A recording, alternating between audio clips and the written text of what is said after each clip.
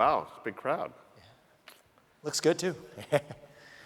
Okay, we get a half hour, actually a little less, so I'm going to get going. Vivek, why don't we start with, everyone knows who you are, so we don't have to talk about that, but I don't know how many people know your background. The important thing is you're probably viewed by lots of people as a politician because of what you've been through, but you're really a businessman who decided to try to do something about a myriad of issues, some of which we'll touch upon. Could you spend just a few minutes and give this room a little feel for how you got to? Sure. I mean, I definitely have a firm view that more people who have a successful track record in business should pursue public service for limited periods of time and then go back to being capitalists or whatever it is one wants to do. But I'll tell you what my own journey was. I started my career probably in the seat of many of you in the audience as an investor. I worked at a hedge fund investing in biotech companies for 7 years, from 2007 to 2014. I had studied molecular biology, thought I was going to be a scientist, ended up drawn into the world of biotech investing. Spotted some opportunities at that time that I thought companies weren't pursuing, where big pharma companies were all running like lemmings in the same direction at the same time, but left behind certain therapeutic areas. And I ended up building a company that in-licensed a lot of those drugs that were partway through the development process, but in disfavored areas from pharma. And through a long story short, I led that company as CEO for 7 years. 5 of the medicines we worked on are FDA-approved products today. It's a $8 to $10 billion company trading on the NASDAQ at present. I stepped down from my job as a biotech CEO in 2020 when I had my first son, changed my worldview, really changed my view in terms of where I wanted to spend the next chapter of my career. But there was also something interesting that happened in May of 2020, which is the month that George Floyd tragically died, and there were protests. Let's be honest, some of them were violent protests across the country.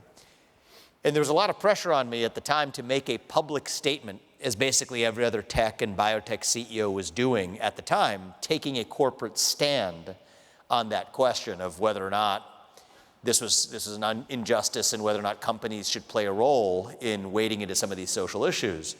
And at that time I said the role of a company is to stick to its mission, in my case, developing medicines, which stoked enough controversy that led me on a 6-month journey where I basically had to make a choice between either staying at my company, staying as CEO and keeping my mouth shut, or starting a new chapter of being able to speak my mind freely and in the open.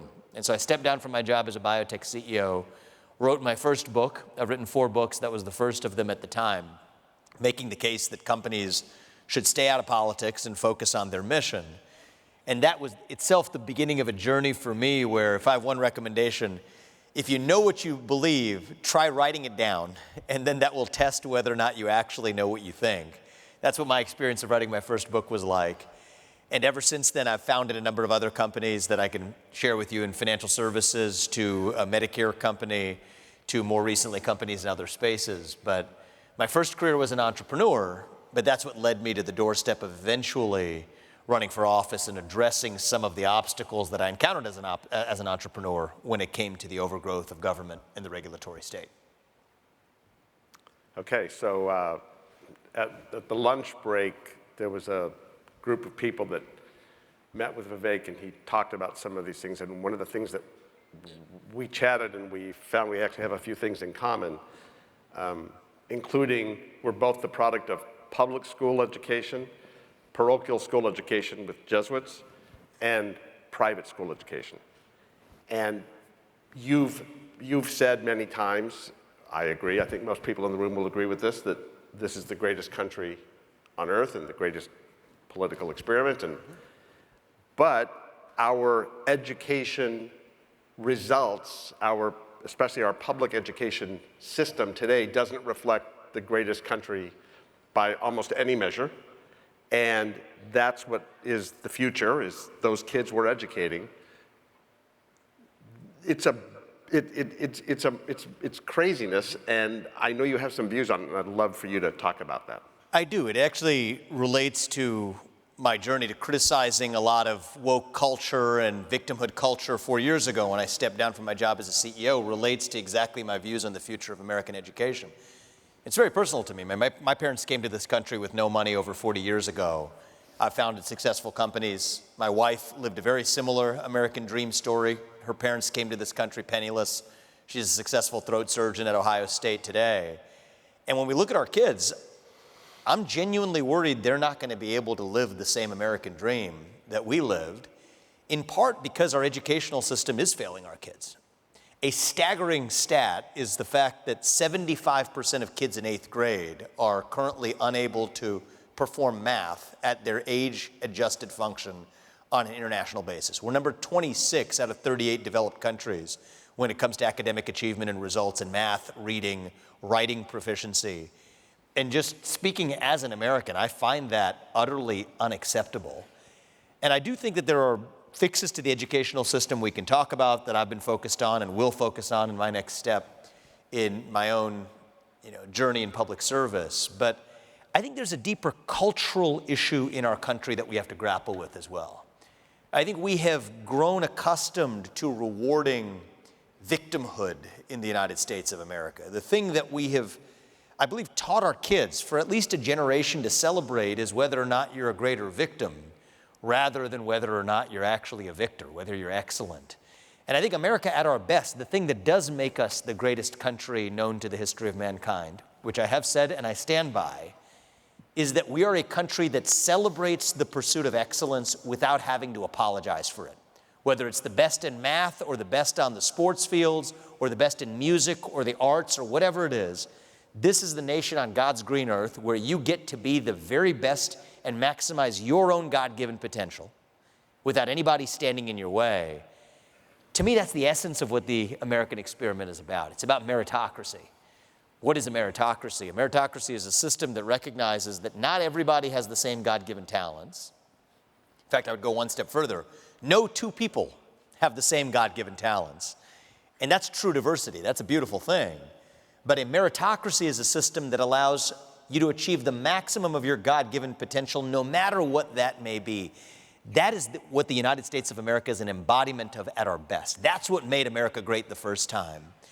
And I think that reviving that spirit is how we're going to make America great again, not succumbing to the victimhood culture that has become very popular. And it's not just a left-wing or a political thing.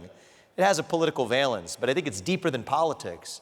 It is a deeper culture that rewards a kind of victimhood over excellence that I think we need to overcome.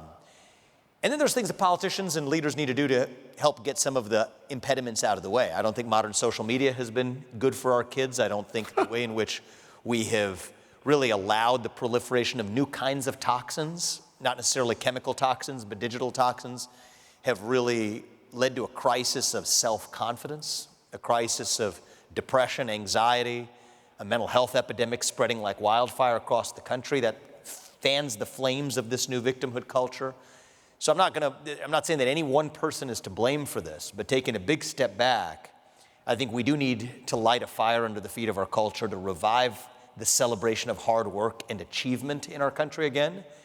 And if we do, I think we will continue to live up to be that greatest nation known to the history of man. But we have work to do. I agree with you. So there's a fair amount of talk in the press about what you're going to do next. And there's a lot of talk about you possibly, you live in Ohio, you're from Ohio, you live in Cincinnati, and running for governor of Ohio. Yeah. You want to, because that leads that is to highly, a lot of what I tend to be pretty transparent with things. That is highly likely in what I'm moving towards, taking really serious steps towards looking at.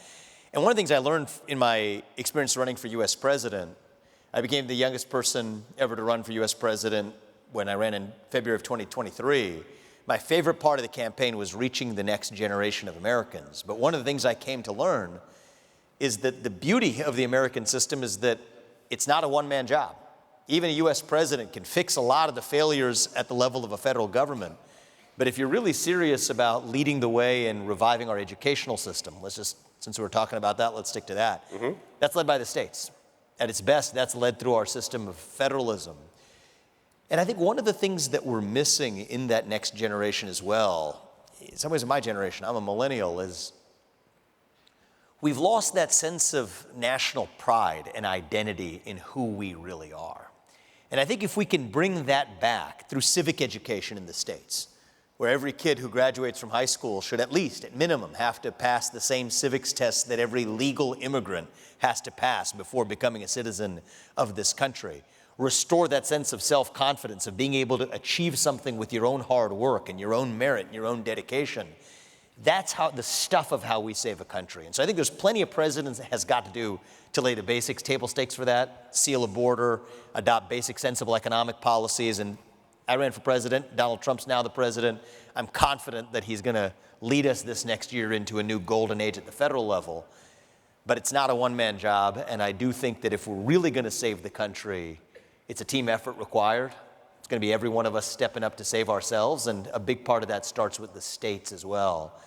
I'm from Ohio. When I think about the self-confidence of parts of the country outside of the coasts, New York and California may have had the economic leadership position in our economy over the last 20 years. Well, if it was Silicon Valley for the last 20 years, I think it can be the Ohio River Valley for the next 20 years, in terms of maybe not the same way that Silicon Valley led in creating apps or new internet advances, but in production of semiconductors, production of defense industrial bases that we're missing in this country, leadership in aerospace exploration, where Ohio actually has a great heritage with John Glenn, Neil Armstrong. We could bring that back. That, too, is, I think, part of not only developing an economy, but reviving that sense of conviction, that sense of self-confidence that so many kids who live in a place like Ohio might miss today, but I think deserve to have, not through fake verbiage, but through actual action. And that's part of what I hope to deliver in this next chapter. Okay, so you talk about, it really comes down to common sense. We've got national debt and Fed spending that is problematic.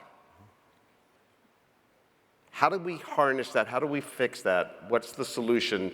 I think we've gotten to such a point, the numbers are so big that people can't really relate to how much money this country owes our bondholders. It's just like you can't really, how do we? Well, I mean, you can't really process it. You say, I think the markets are processing it. I mean, the fact that 10-year rates are sending a signal to us ought to be a wake-up call that we do have a serious national debt problem that we're going to have to contend with as a country. And I'll tie this back to actually even the culture of victimhood that I was talking about before in a moment. But just on the math of it, it's about a $36 trillion national debt and growing. Pretty soon, interest payments on our national debt are going to become consistently the largest line item in our federal budget, and that eventually becomes a kind of quicksand that we're not going to be able to get out of. Solving this problem, people think is very difficult. They get into abstract solutions and philosophies of whether or not we're small government conservatives or whether we're big government spending liberals. I'd rather take a more pragmatic approach. I'll tell you a funny experience I've had even in Washington, D.C. over the last several months is you'll get a lot of congressmen or senators, and you can ask them a question about how much is the non-discretionary spending here and the mandatory spending there. They can give you one-off answers from the standard talking points. A funny experience I had is just ask most congressmen or even U.S. senators, how much money did the U.S. government spend last year? Just like not non-discretionary this, mandatory that. Forget the talking points, just cash accounting. How much did we spend last year? Answer to that question is about $7 trillion, just shy of $7 trillion. Next question. How much did we spend in this prehistoric era known as 2019? It's actually not that long ago. 2019, how much did we spend? Answer, less than $4.5 trillion. So when people talk about the daunting task of saving $2 trillion from the federal budget, if one does that, by the way, our budget is fine, we're off the scale of bankruptcy, we're fine. Back to a golden fiscal era for the country, saving $2 trillion of our federal budget every year. Sounds like a lot. All that requires is going back to 2019 levels. Not even all the way there, just most of the way there. So this is achievable, right? This is not a difficult math problem. Interest rates then come down, and what becomes quicksand instead becomes a virtuous circle to be able to say then your interest costs come down, therefore you're spending less, and you end up in a perfectly fine place fiscally as a country. So why don't we get there? It's easy to blame the politicians, and I think we should. But a big part of this also requires a long, hard look in the mirror ourselves. It comes back to that culture of dependence. And I think the way we're going to save our country isn't through greater dependence on our government, but instead actual independence from it.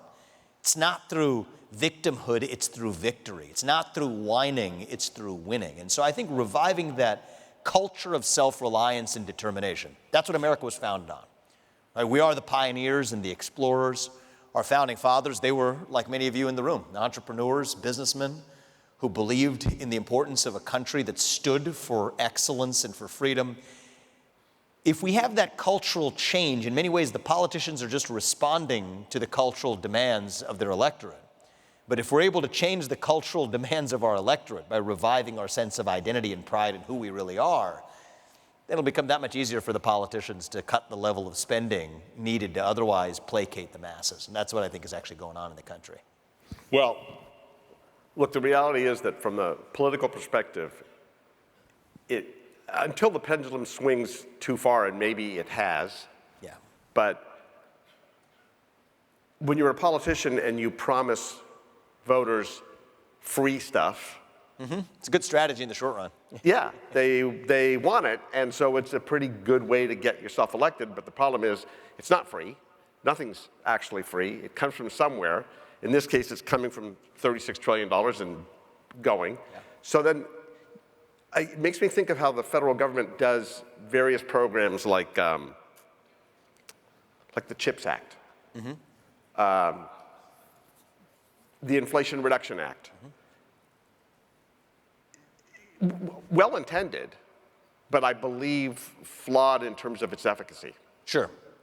Can you talk about that? Absolutely. So look, I think most government programs actually come from good intentions. I think most people who work in the government are not bad people because most human beings are not bad people. But even with the best of intentions have created, I think, a culture in our government that has hurt the very people it was intended to help. So I think you could talk about the welfare and the entitlement state. There's a new entitlement state 2.0, corporate entitlement state, that I'll talk about embedded in some of the acts that you mentioned. But even in the first version of the entitlement state, since Lyndon Johnson's Great Society in the 1960s, it has failed to serve many of the worst off Americans, including in minority communities, where you look at family formation rates, where you look at relative economic mobility. It's worse for many black Americans and other communities than it was back in the 1950s before that individual entitlement state. And instead, I think we're taking a step further in the wrong direction by now creating a new corporate entitlement state. So take something like, you brought up the CHIPS Act. My view is, does the United States need to shore up our semiconductor supply chain? Absolutely. Is it viable for the United States to continue to remain dependent on China or Taiwan for the semiconductors that power our modern way of life? It's impossible. It's not a tenable future for the U.S. Isn't it a national security risk? It's absolutely a national security risk. Now, does writing a check and just showering that on the populace solve that problem? No, it does not. And in fact, in some ways, it may actually have the opposite effect. The rate limiter to whether or not we're able to produce leading-edge semiconductors in the United States is not actually capital. When you look at the reduction in the cost of capital for semiconductor firms over the course of the last 3 years, that dwarfs the amount of cost of capital reduction due to money flowing from the federal government. Capital, or the cost thereof, has not been the rate limiter. It's actually talent. It's actually human capital. It's actually the fact that 25% of eighth graders, and no more than that, are proficient on an age-adjusted basis. Goes back to education. It's a talent base that's actually able to meet the demands of a modern global economy. That's where we need to be investing, not a Band-Aid solution at the end of the process. And so there's a parallel between what we were talking about earlier with even a lot of the issues relating to woke culture or victimhood culture, to say that if you have a problem in preschool, where kids who enter preschool from poor communities are just entering a worse preschool than somebody who is entering preschool in a wealthy community, by the time you get to college, you can use, Harvard or Yale can use whatever quota system they want to use based on race or sexuality. It's not going to solve that root cause problem dating back 14, 15, 16 years earlier. I'd say the same thing with respect to this new vision of industrial policy. If we have an educational system that isn't producing the very best in their respective domains in our own workforce, which we have an obligation to our children to ensure we do in this country, then no amount of just writing blank checks to companies that happen to lobby for them is going to change that reality. And we're seeing that today, where even many of the companies receiving the money or would have been receiving the company from the CHIPS Act are rate limited by actually having the talent base in the United States to be able to develop those leading edge semiconductors. And so I think we've got to go to root causes. Part of our problem, and I think it's the beauty of our system, is that we do have 2 and 4 year cycles. But we're going to have to think on the timescales of history if we're really going to turn this ship around. And I think we can. And I think that's why more people should have kids, by the way. I told you my own worldview changed when my first son was born. My wife and I are raising 2 boys now. I think it's probably true for most people. When we think about even the question of our national debt, the people in this room, I'm looking around, are going to be, myself included, by and large, either well advanced in our years or dead and gone by the time that that actually cripples and crushes the U.S. economy. But you know who's not is our kids. My 2 sons and your kids and their generation, it's going to fall on their shoulders. And so how do we snap out of a culture that thinks about pursuing what we want tomorrow instead of a decade or 2 decades from now? I think once we have a greater culture of people who have skin in the game through thinking about this through the lens of their children, I think that's when we're actually going to think about the right solutions of reviving our education system, actually stopping the spending tomorrow that might get you a vote at the ballot box if you sign into legislation a piece of pork, but just contributes to a national debt that otherwise doesn't work.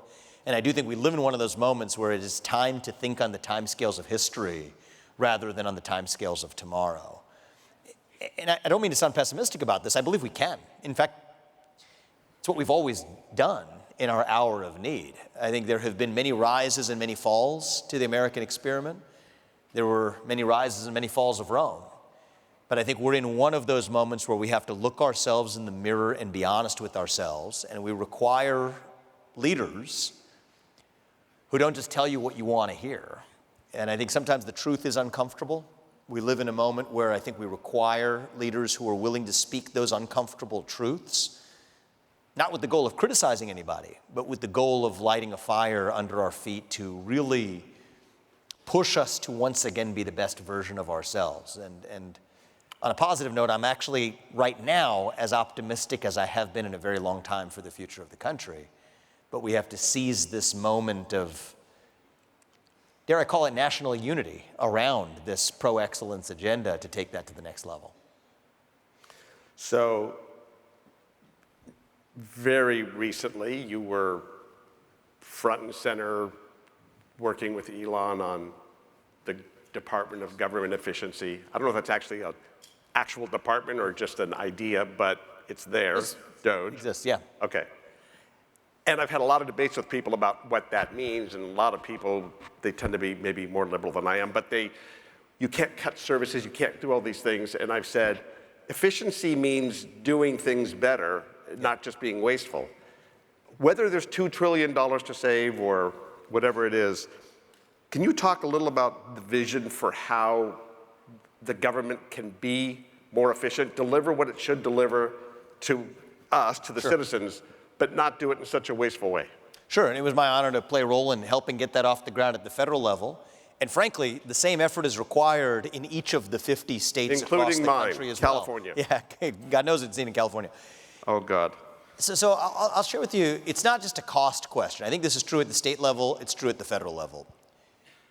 The biggest myth in American government today, sadly it is a myth, is the idea that the people we elect to run the government are the ones who run the government. It turns out they're not, actually. The people who we elect to run the government are not the ones who actually run the government. It's generally unelected bureaucrats in 3-letter agencies, both at the federal and state level, who are writing into law rules. They don't call them laws, they call them rules, but they have the binding effect of law. And these people were never elected to those positions in the first place, so there's no backstop of accountability.